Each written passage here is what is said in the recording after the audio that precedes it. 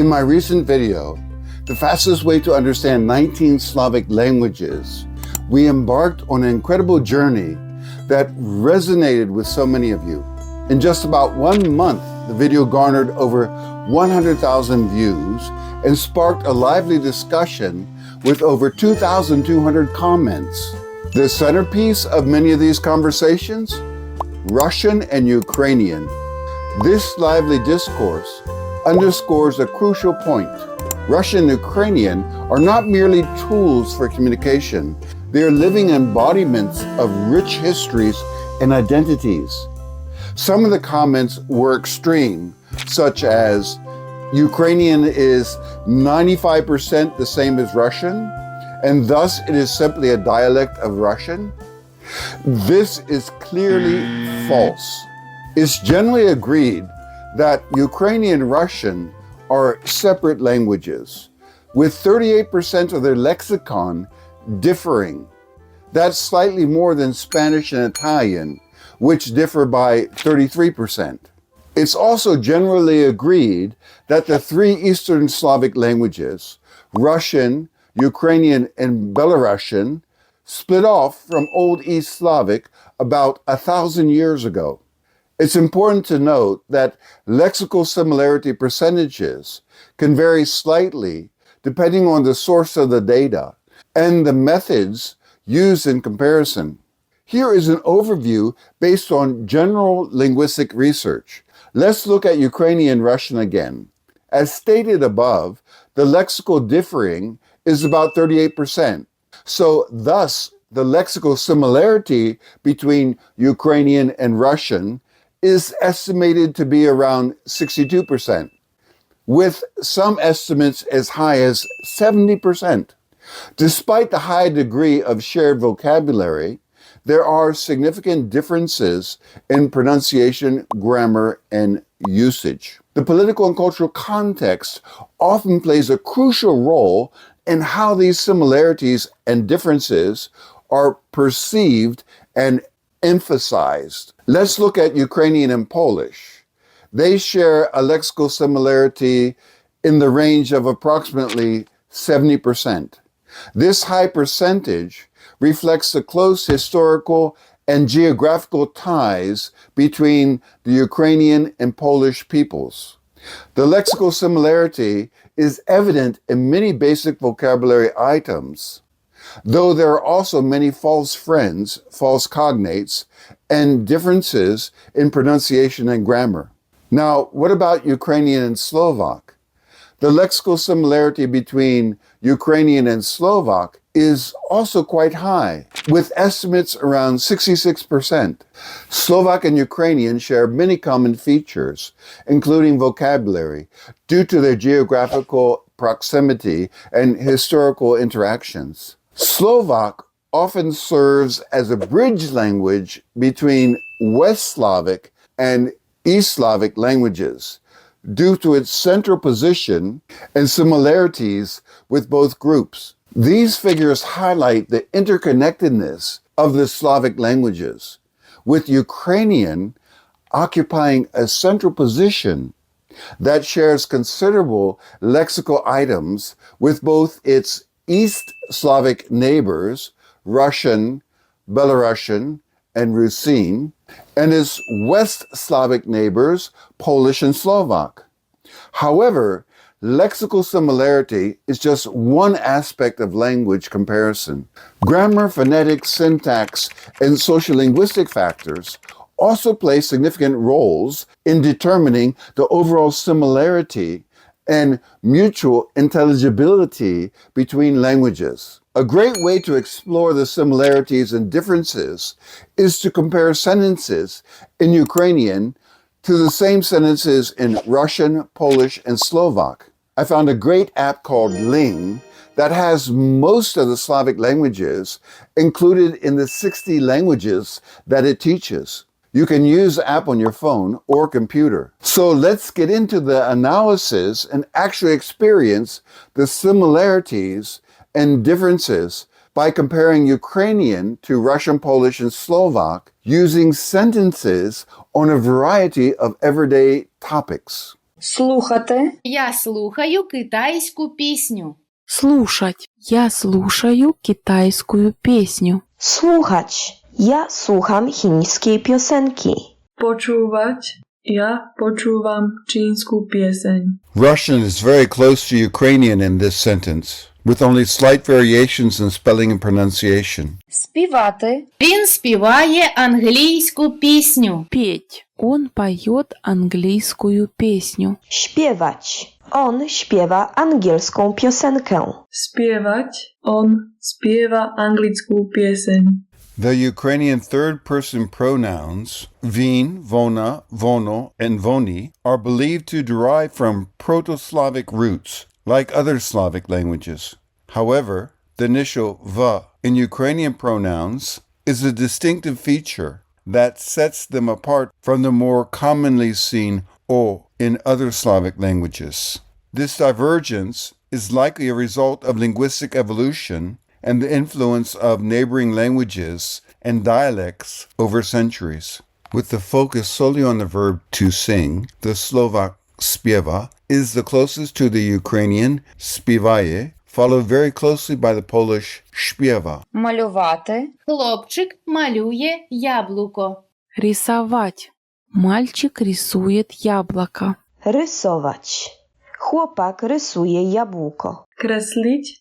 Chlapec kreslí jablko. The Russian word for boy, malchik, is different from the closely related terms in Ukrainian, chlopchik, Polish, chłopiec, and Slovak, chlapec. The Russian term's etymology is rooted in a different concept, smallness or littleness, contrasting with the more direct lineage of the other three languages' terms, which are interconnected with the notions of youth or peasantry. Malyувати in Ukrainian can mean both to draw and to paint. The cognates in Polish, malować, and Slovak, malować, refer to painting. Russian does not have a direct cognate for the Ukrainian malyувати. Іспит. Сподіваюся, що ви складете вступний іспит в університет. Экзамен. Я надеюсь, что вы сдадите вступительный экзамен в университете. Egzamin. Ja mam nadzieję, że zdasz swoje wstępne egzaminy na uniwersytet. Skúška. Dúfam, že prejdeš prijímacou skúškou. The Ukrainian expression spodivayutse, for I hope, differs from its Russian, Polish, and Slovak equivalents. It's possibly from the Polish spodziwać się, to expect, while the verbs for to pass, sklasti in Ukrainian, to put or to place, and stach in Russian, have different roots. They both involve a prefix s that suggests completion, such as passing an exam. Likewise, the Polish verb zdać has the same type of prefix, in this case z, shares the same Proto-Slavic root with the Russian word, and is related to the concept of giving. The terms for an entrance exam, vstupny ispit in Ukrainian and vstupительный examen in Russian, are very similar, both linguistically and semantically. The word for exam, ispit, in Ukrainian is closely related to the Russian ispit. However, the more commonly used term in Russian for academic exams is examen, aligning more closely with the Polish word. Стипендія. Він сподівається отримати стипендію з Японії. Грант. Он надеется, что получит грант из Японии. Stypendium. On ma nadzieję, że dostanie stypendium z Japonii. Štipendium. Dúfa, že získa štipendium v Japonsku. The Ukrainian verb otrimate, meaning to receive or to obtain, does not have a direct cognate in Russian, Polish, or Slovak that is used with the same frequency and context and shares the same root. Покращувати. Я сподіваюся, що незабаром зможу покращити свої мовні навички. Улучшить. Я надеюсь, что я скоро смогу улучшить разговорные навыки. Poprawić. Ja mam nadzieję, że wkrótce poprawię swoje umiejętności mówienia. Vylepšiť. Dúfam, že čoskoro budem môcť vylepšiť svoje konverzačné schopnosti. The Ukrainian nezaborim, soon or shortly, is not a cognate with its equivalents in Russian, skoro, Polish, wkrótce, and Slovak, choskoro. Nezaborim etymology suggests not after a long delay. The Ukrainian prokrashchite, improve, does not have direct cognates in the other three languages based on its specific construction and root. The Polish ulepszyć also means improve, but it is often used for more tangible or technical enhancements. Poprawić, improve, correct, is more fitting for the context of personal skill development due to its connotations of correction and refinement. Ukrainian refers to mowne navychki, language skills, broadly, while Russian, Polish, and Slovak specify conversational or speaking skills. In Ukrainian, rozmowne navychki would be a natural choice for conversational skills. Rozmowny, colloquial or conversational, is a false cognate with the Polish rozmowny, talkative. The Ukrainian and Russian terms for skill or ability, navychki and navyki, are closely related and share a common Slavic root. In contrast, the Polish and Slovak terms, umiejętności and schopności, abilities or capacities, come from different roots. Підвищення. Мені б хотілося незабаром отримати підвищення до менеджера. Повышение. Я бы хотела получить повышение до менеджера в ближайшее время. Awans. Ja chciałabym wkrótce dostać awans na menedżera. Povýšenie. Prajem si, aby som čoskoro získala povýšenie a stala sa manažérkou.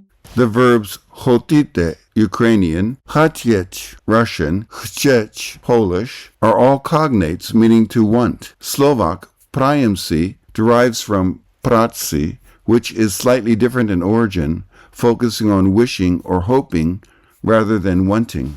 The verbs otremate, Ukrainian, poluchich, Russian, dostać, Polish, and zyskać, Slovak, are not direct cognates. The Ukrainian and Russian verbs suggest a movement from another source toward the self. The Polish dostać focuses on receiving and being given. The Slovak zyskać emphasizes the act of gaining or coming into possession of something. The Ukrainian, Russian, and Slovak words for promotion, podwyższenie, powyższenie, powyższenie, respectively, are closely related, with roots that emphasize elevation or moving to a higher status, while the Polish word awans comes from French. Ставати. І їм би хотілося незабаром стати батьками. Становиться. Они бы хотели стать родителями в ближайшее время. Stać się. Oni chcieliby wkrótce zostać rodzicami. Stať sa. Oni si prajú stať sa čoskoro rodičmi. The Ukrainian state and Russian stach are direct cognates sharing the same Slavic root and meaning from the Proto-Slavic stati, meaning to stand. The slight difference in spelling reflects the phonetic and orthographic differences between Ukrainian and Russian. Statsa in Slovak is a cognate with these two. Notice that stację in Polish is also a cognate and is given in the example, but the Polish verb zostać is used in the example sentence. Zostać comes from the Proto-Slavic root ostati, which means to stay or to remain. Zostać is typically used to indicate a change in state, role, or position that is more permanent or definitive, such as entering a profession, achieving a status, or assuming a role. The Ukrainian term is somewhat distinct in emphasizing the parental aspect, batko, meaning father, whereas the Russian, Polish, and Slovak terms are derived from the roots related to birth or lineage, focusing on the role of being a progenitor without specific reference to gender. Тяжко навчатися. Вона стала лікарем, тому що старанно навчалася. Усердно учиться. Она стала врачом, потому что усердно училась. Uczyć się pilnie. Ona została doktorem, ponieważ uczyła się pilnie. Tvrdo študovať. Stala sa lekárom, pretože tvrdo študovala. The Slovak lekar shares a root with the Ukrainian likar, both deriving from the Slavic root related to healing or treatment. The Russian word vrach is believed to have Turkic origins, where it was borrowed from ancient Turkic languages spoken by peoples with whom East Slavs had contacts. Here Polish uses doktor, but the cognate lekarz is also used. While the Ukrainian tomushto and Russian patomushto are closely related both structurally and semantically, the Polish ponieważ and Slovak pretože provide more streamlined expressions for because. The verbs in Ukrainian navchatica, Russian uczyca, and Polish uczyć się are generally used to describe both formal education and the broader concept of learning. Slovak studiować also covers the spectrum of learning, but with perhaps a slight emphasis on formal study. Studiovaty, studiować, izuchać, and studiować are the equivalents in Ukrainian, Russian, and Polish, respectively, for the Slovak studiować, focusing on formal study or academic pursuits. The Ukrainian root staran relates to being diligent, careful, or putting effort into something. The Russian root for userdie is sert, related to serce, heart, suggesting putting one's heart into an activity. Both pilnie in Polish and tвердо in Slovak express the concept of studying hard. The Polish pilnie leans more towards diligence and attentiveness, whereas the Slovak tвердо emphasizes the toughness or intensity of the effort. Надавати перевагу. Я віддаю перевагу ідеї, яку він запропонував. Предпочитать. Мне больше понравилась идея, которую он предложил. Preferować. Wolę pomysł, który on zasugerował. Uprednostniť. Uprednostňujem nápad, ktorý navrhol on. Wow, віддаю перевагу translates to I give preference to or I prefer. The Russian больше понравилось is liked more. The Russian отдаю предпочтение is the direct equivalent to the Ukrainian phrase and indicates a reasoned choice rather than an emotional or aesthetic preference. Wolec is widely used in everyday Polish to express personal preference or choice between options. The alternative, preferować, is a borrowing from Latin through French. The Slovak uprednostňujem is a single verb formed from the prefix u, the root prednost, preference or priority, and the verb-forming suffix ować. The words for idea in Ukrainian, idei, and Russian, idea, are not originally Slavic in origin. Both are borrowed from ancient Greek through the intermediary of Latin and other European languages. The Polish word pomysł is of Slavic origin related to the verb pomyśleć, which means to think. The Slovak napad also has Slavic roots. It is related to padnúc, to fall, with the prefix na indicating direction or purpose, metaphorically suggesting something that falls into one's mind or strikes one's thoughts. Звіт. А вони не схвалили звіт, що я написала. Отчет. Они не одобрили отчет, который я написал. Raport. Oni nie zatwierdzili raportu, który napisałem. Správa. Neschválili správu, ktorú som napísala. The verb for approve, svaliť, past negative form, nesvalili, shares a closer etymological relationship with the Ukrainian svalili, as both imply an action of endorsement or approval. The prefix s and the root fal, related to praise or approval, in Slovak mirror the structure and meaning of the Ukrainian counterpart. The cognate in Polish is the verb chwalić, which means to praise or to commend. In Russian, it is very similar, chwalić, but here Polish uses zatwierdzić, stemming from twierdzić, meaning to assert or to affirm. And Russian uses odebrać with the root dobr, implying good. In Ukrainian, zvit means report and is the basis for the verb zvitovaty, meaning to report or give an account. The Russian verb for отчет is отчитываться. The lack of direct cognates for zvit in Russian, Polish, and Slovak highlights the uniqueness of some Ukrainian vocabulary of Slavic origin.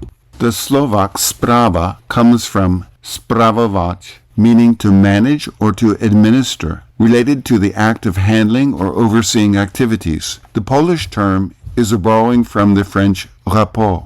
Вирішувати. Ми не обговорили проблему, яку потрібно вирішити. Решать. Мы не обсудили проблему, которую нам следует решить. Rozwiązywać. My nie przedyskutowaliśmy problemu, który powinniśmy rozwiązać. Vyriešiť. Neprediskutovali sme problém, ktorý by sme mali vyriešiť. The Ukrainian and Russian verbs used here for discuss are of Slavic origin. The main difference lies in the root verbs, hovoriti, to speak in Ukrainian, and sujdač, to judge, to consider in Russian. The roots przedyskutować in Polish and prediskutować in Slovak point to Latin origins. The verbs for to solve show clear cognate relationships among Ukrainian, Russian, and Slovak, all emphasizing the action of resolving an issue. The Russian verb is the closest to the Ukrainian one. The Polish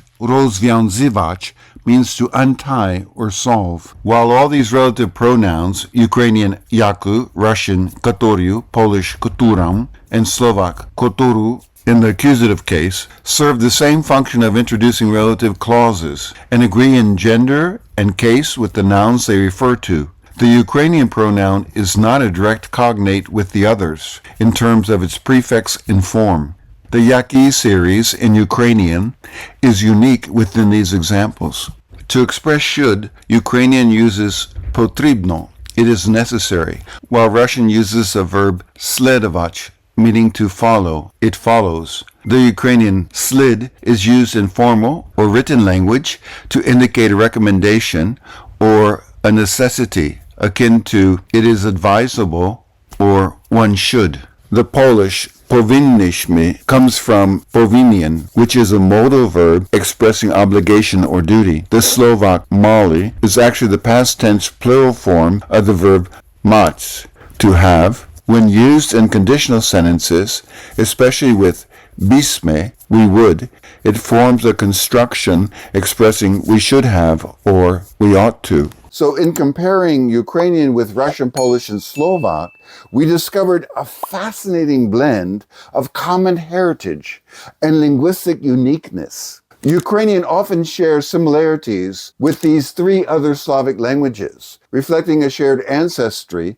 through cognates and similar expressions for concepts like preference, studying, and making suggestions, as we saw in the sentences. Even though overall lexical similarity between Ukrainian and Polish, as well as between Ukrainian and Slovak, is slightly higher than between Ukrainian and Russian, according to most sources, it's not that apparent as seen in our example sentences. This linguistic journey through Slavic languages reveals not just the shared roots of Ukrainian, Russian, Polish, and Slovak, but also the distinct character of each language. It's a testament to the rich cultural tapestry and evolving nature of Slavic languages. Mutual intelligibility in the case of these languages depends highly on motivation and willingness to understand, as well as exposure to the languages. Also, some people are better at understanding similar languages than others are, especially polyglots who have had a lot of practice with languages from the same linguistic families. If you are interested in learning Ukrainian or any other Eastern European language, or a Southeast Asian language, I highly recommend using the Ling app, which is specialized in these languages. I put the link in the description box below if you're interested. Thank you for watching, and see you in the next video.